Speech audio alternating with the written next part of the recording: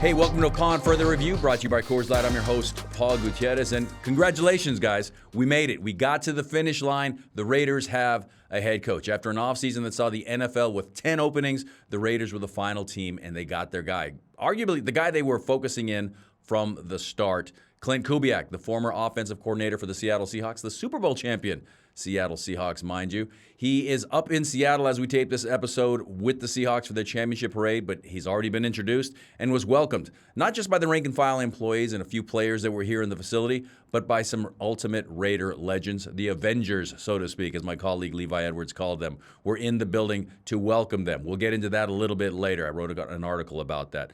But it's also been a news-filled week. You got the Super Bowl. We were up at Radio Row last week. We'll dive into more things of that in this episode as well. But when it comes to Klint Kubiak, he is now the 27th different head coach of the Raiders, 25th if you count John Gruden twice and Art Shell twice. But I've been covering this team since 2005, and he is already number 14 for me. So the more kind of things change, the more they stay the same. But now you're looking for some stability. Again, we'll get into that. I talked to Marcus Allen, Howie Long. We'll get into that a little bit later. But for now, let's go back to Radio Row up in San Francisco. While I was there, I got the chance to interview a couple of former Raiders, Robert Gallery, Will Compton. We talked about everything from their time on the Raiders to the news surrounding Klint Kubiak and the potential season outlook for 2026. I'm Paul Gutierrez, joined by former Raider Robert Gallery. And Robert, our paths kind of crossed a little bit. My first year on the beat was 2005, which was your second year in the NFL. And I remember kind of going by your locker every now and again. The hair was a little bit longer. The tattoos were there. You were kind of the Undertaker back in the day. Yeah, it was kind of my look. It doesn't, when I lost all that weight, it doesn't look quite as tough. But yeah, definitely that was my vibe when I was playing. So you were the number 2 overall pick in that 2004 draft. When you think back on your time with the Raiders, what sticks out to you? What are some of the big memories that you have from that time? I just think the group of guys, good and bad, we had a lot of turnover with coaches, and so I saw a lot of different coaches come through and different players, but the relationships I created that I still have today, I think is the biggest takeaway from all that experience. You were drafted by Al Davis. Al Davis was still there running things. Mark Davis is running the organization now with some other help as well. When you think back on Al Davis and the things, the pearls of wisdom, I guess, that he may have imparted on you, what are some of the things that pop up to you about that time in your life? I just think the knowledge, right? You come in and a guy who's been such a big part of the league and the development of it, and he was kind of an icon and kind of the just the starstruck of that was my boss, right? And to be able to talk with him and all the film and stuff he watched and could bring up stuff from years and years past and different players. Just his knowledge was so impressive to me. When you go back to that time with the Raiders and not a lot of on-the-field success, so to speak, but a lot of memories, I'm sure. What sticks out to you most about it? Is there a specific game, there's a specific moment, a memory that you look back on fondly and go, you know what, it was all more than worth it? Yeah, no, I think the different games, right? So the win in Kansas City, those big games, division rival games, and what they meant, and playing in those places, and just being a part of that organization, and the culture of it, or the history of it, was such a big deal, and I was proud to be a Raider. So when you look forward now into what the Raiders have at their disposal now, they have the number 1 overall draft pick, got close to $100 million in salary cap space. What do you see for the Raiders going forward here? I just think they gotta get the right people in there. Start building the culture that they want. That's what any organization takes to build it back up to where they want to be. So I'm excited to see with the new coach, and obviously having money to bring new guys in helps. Getting a good draft pick. And then just putting all the pieces together, right? Doesn't like anywhere, doesn't need to be the shiny gem, right? You need a bunch of pieces that work together, and I think that's what they're trying to build. You know what they say, once a Raider, always a Raider. Always a Raider. Thanks, Robert. Joined now by Will Compton, former Raider linebacker, but also Oakland and Vegas. Oakland and Las Vegas. That's right. I forgot about the Vegas part of it. But also busting with the boys. You got your own space out there in the media. From your perspective, though, looking at this team going forward, you have that unique perspective of being a former player in the league. Yeah. What is this team? Where's the ceiling for this team going forward? They got the number 1 overall draft pick, close to $100 million in salary cap space, new coach coming in. It's a great question. I know Raiders Nation. I know how passionate Raiders Nation is about their Raiders. Yeah. The optimism in it is potentially Fernando Mendoza. Yeah. You get a quarterback high in that first round. It seems like fingers point toward Fernando Mendoza, and all the cap space to where you could be in a spot of you got a quarterback who seems like he's going to pan out and be a good quarterback in the NFL. And you got him for, 4 or 5 years on a rookie deal. Right. You just build out that line of scrimmage and have that formula to where when you do spin in free agency, you're building the line of scrimmage but also getting weapons on the outside because Meyer's leaving to go to Jacksonville. Jacoby was like the best receiver. Yeah. But you can get those weapons. Hopefully the relationship with Crosby and the Raiders stay intact, and you can build around Max a little bit. But you do have a lot of money with the potential of getting a high pick in Fernando Mendoza. Beyond that, there's also some weapons that are already at their disposal with Ashton Genty, the number Brock 6. Bowers, Bowers, Michael Mayer. Yeah.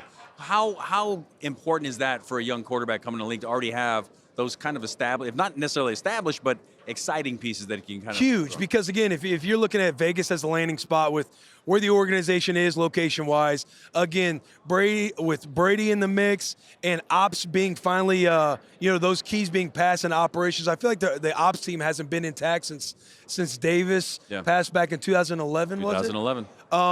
So there is the mix is there, the ingredients are starting to be there, and then again with all that money to pour into building around like an offensive line, a couple weapons on the outside paired with Ashton Genty, who is a stud. Yeah. He just didn't have a line of scrimmage to run behind to get going this year. Brock Bowers, you got tight ends. I feel like it would be a great landing spot for Fernando Mendoza, and having those young weapons around him would make him flourish in that system. You saw the Raiders as an organization both in Oakland and Las Vegas. How much more appealing could it be for free agents to want to come to the Raiders because of where they are now with the stadium, with the facilities, things like that? Massive. Yeah? Massive upgrade. Now, the sicko Oakland fans, when I was coming out of that facility every day back in Oakland, and the fans are just everywhere outside the gates for practice, something you don't see. It reminds me of like a Nebraska fan base, a Husker fan base, to where it feels like there's nothing else going on but Oakland Raider football. That was awesome. Yeah. But as far as my time in Oakland, because I was like a mid-year free agent each time. But being in an extended stay in Alameda, California, to where I'm in a nice hotel with a casino downstairs in Vegas. Yeah. There's nothing but upside. Love the living style out there in Vegas compared to Oakland. So I feel like that is very appealing to somebody coming in here. You're preaching to the choir. I'm a UNLV alum, but it was when UNLV basketball was king, and now the Raiders are there. So, Will, thank you so much for stopping by, man. Paul, you're crushing it, man. I remember, are we still on? We're on. Are we still on? We're on. I remember us having some fun conversations just back in that locker room in Oakland, and just to see you kind of grow and flourish, and now you're with the team. I'm fired up for you, bro. Appreciate you, man. Thank you. Yeah. All right, so it was great catching up with Robert Gallery. He was actually in his second season in the NFL when I was on my first season in the beat way back in 2005. Covered Will Compton not only in Oakland but also here in Las Vegas. Great catching up with those guys. Coming up, I'll give you my thoughts on the Kubiak hire and what that could mean for the Raiders.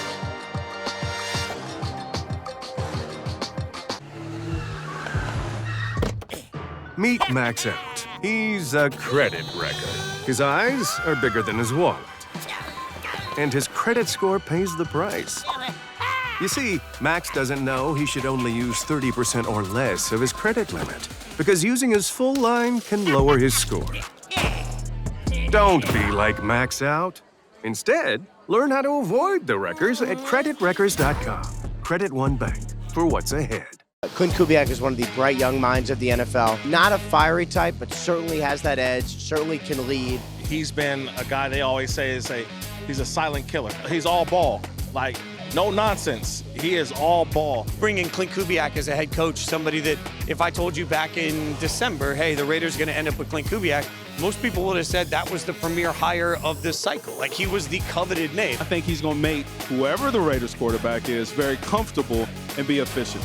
When you have a offensive-minded coach and you have someone who can take this talent and really put it together, like, I think that the turnaround could be in the near future for the Raiders. I'll tell you what was cool about those interviews that were all on Radio Row was that was all before it was official. Now that Klint Kubiak is officially the Raiders coach, the 27th coach in franchise history, it feels real. It feels like well, it is real. It's a blank slate. It feels fresh. That's the way to kind of put it here. And when you look at what he could potentially bring to this team, offensively specifically, he talked about it in his opening press conference. He's still going to continue to be the offensive play caller, something that he's done for a while now. This is actually, it's funny when you think about it. The Raiders have had he's going to be the sixth different head coach since 2021. This is actually going to be Klint Kubiak's sixth different spot since 2021. Since then, he's worked in Minnesota, Denver, San Francisco, New Orleans, Seattle, and now coming to Las Vegas. So what does that look like in X's and O's, in terms of the X's and the O's? When you look at it and you have those two tight ends, Brock Bowers, a former first-team All-Pro, and Michael Mayer, how much will 12 personnel potentially be part of his toolbox? Well, per Pro Football Focus, looking at some numbers here, the Seahawks ran 287 plays in 12 personnel, which is only the 14th most, middle of the pack really in the NFL. But you know what? They were the top-graded offense when using it at 91.6. So that's really got to make Brock Bowers and Michael Mayer feel pretty good about it. And again, whoever that quarterback is going to be.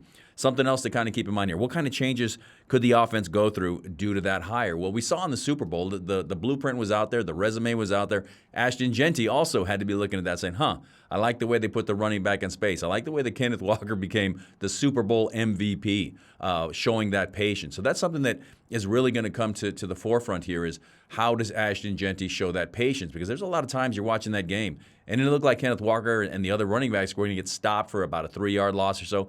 No, he waited. He bided his time, waited for that hole to open up. Boom, 6-7 yard gain, first downs after first down. So that's something else to keep in mind with this Kubiak offense.